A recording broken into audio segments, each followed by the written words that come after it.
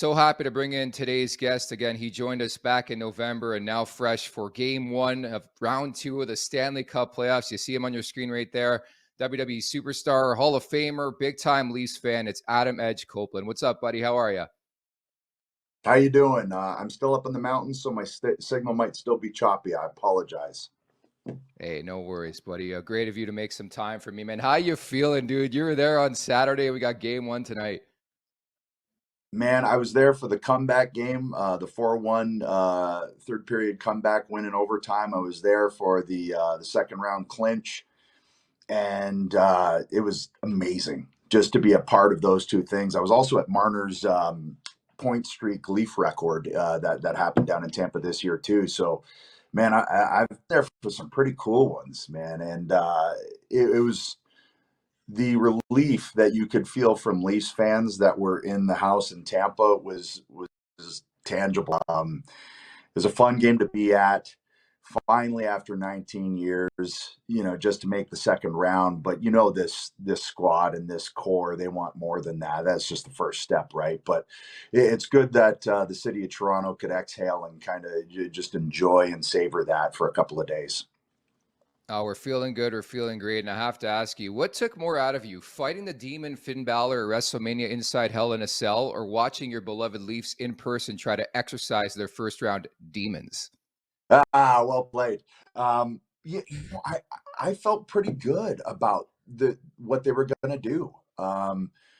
It seems like they play with a lot less pressure, you know, um, at least in the playoffs, not in the regular season, maybe so much, but in the playoffs, it just seems they play with less pressure on their backs. Toronto's, man, it's the epicenter of hockey, and I know Montreal has that distinction possibly too, but it's a lot of pressure on those guys. And I fear is the year where they finally kind of come um, into their leadership and their maturity. You got to remember when all of these guys were drafted and this core started, they were kids, man. I mean, maybe not kids on paper, but in terms of all of this being thrown in your lap, and don't get me wrong, I think as a hockey player, you Leafs and try and this team that can win a cup. It's an amazing thing. But the growing years, and you're doing it under that microscope, that's a lot of pressure. And I feel like this year they've finally, especially with the addition of guys Shen and McCabe and Achari and O'Reilly, like those were all great pickups and guys who, outside of McCabe, who never had a playoff game, have been there and done it. And I think that's huge. What's it like been enjoying this experience, with your kids and your friends and your family, and just how long it's taken to get to this level? I'm sure it's been so amazing for you. I mean, my first vivid memories as a child were watching Lanny McDonald score in Game 7 overtime against the Islanders past Billy Smith. That's the first thing I can remember as a kid, sitting there with my grandfather, all my uncles down in the basement, shag carpeting. And so to fast forward all these years later, because that was 77, 78, to go to that game with my 6-year old and for her to be invested, like she loves the Leafs. um she kind of didn't have a choice. She started watching the games with me, but then she really started to enjoy the game, and she might have been one of the only ones chanting "Go Leafs, go" at the top of her lungs in breaks and gaps in the game. She was just screaming her head off. It was amazing. It was so much fun.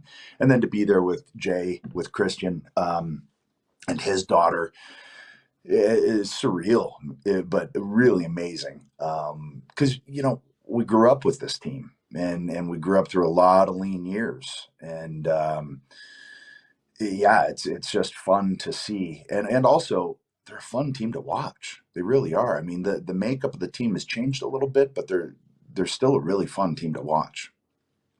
Who impressed you the most in round one? Like, that was the cool story for me, is how many guys stepped up, whether it was Matthew Nyes or Morgan Riley, made us all forget about the tough regular season he had. It seemed like everybody did their part to get over that hump, eh? Well, for me, Morgan Riley, longest tenured Leaf, been there scrapping, clawing biting his way through all of these seasons, right? Getting dumped on throughout the regular season. And I personally don't think he's been 100% healthy after that collision in the Islanders game. And I think now we're just starting to see, maybe he's as close to healthy as he's been throughout the season. And he's showing what he can do and showing why he was picked when he was picked and why he's the longest tenured Leaf.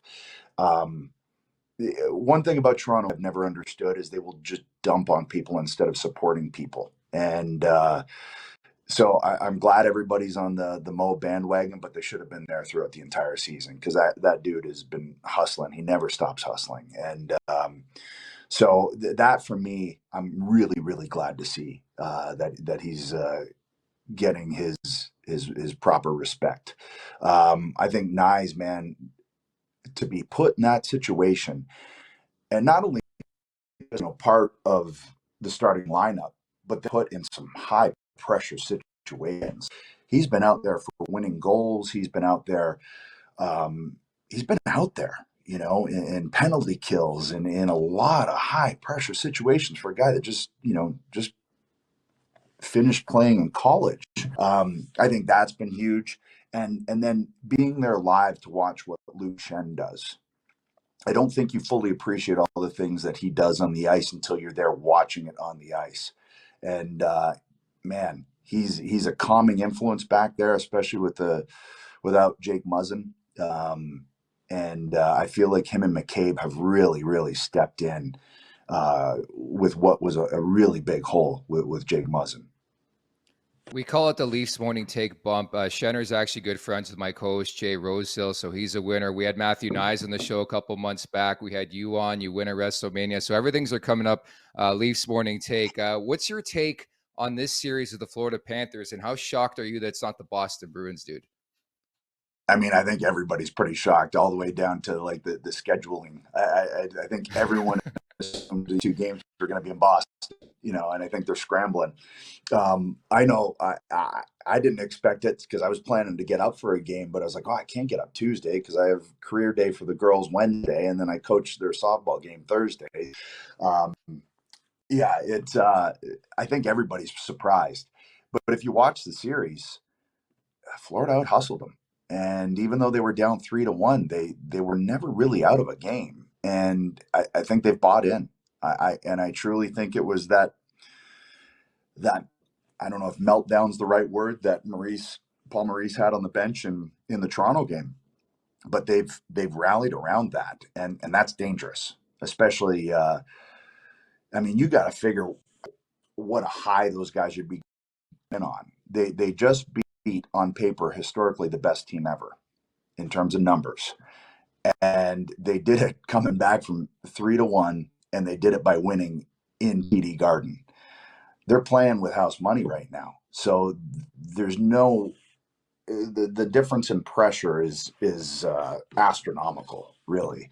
So they're going to come out and they're going to play freewheeling, I would think, with a lot less weighing them down, possibly. But I also think the Leafs finally getting to the second round.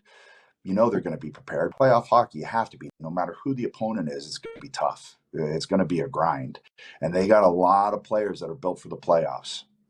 So it's going to be hard. Their wins, I think there was one that, they won pretty handily, but they were 3-0-1 against the Panthers, but they were tight games. They're a good team. They got to be to beat the Bruins like that. The Leafs had a big role in this. I think you even look back. I think it was 2 weeks left in the regular season. Florida was in town. I think that was the start of the Alex Lyon run where they went on a crazy tear and made the postseason. But the Leafs were up 3-2 in that game. The Panthers tied it up, then won it in OT. It's sort of ironic that we're in this scenario now, and it's the Leafs and Panthers.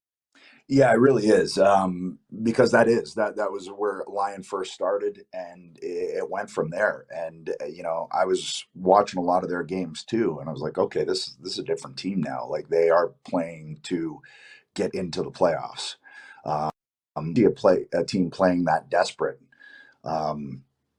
They bought in, and you can tell they still have. Like to be down 3-1 to Boston, everyone assumed it was just going to be either a sweep or maybe a 5-game series. Gets to 6, they're going back to Florida now. The discussion started to change because now you're starting to see dents in Boston's armor. And I don't know if that was just it's excelling at such a high level and it all catching up to them. They had some injuries down the stretch. I'm sure that was part of it, but Florida ended up playing better game. So it's going to be hard, and it did. It started to happen. It's like the spark was lit in that Toronto game.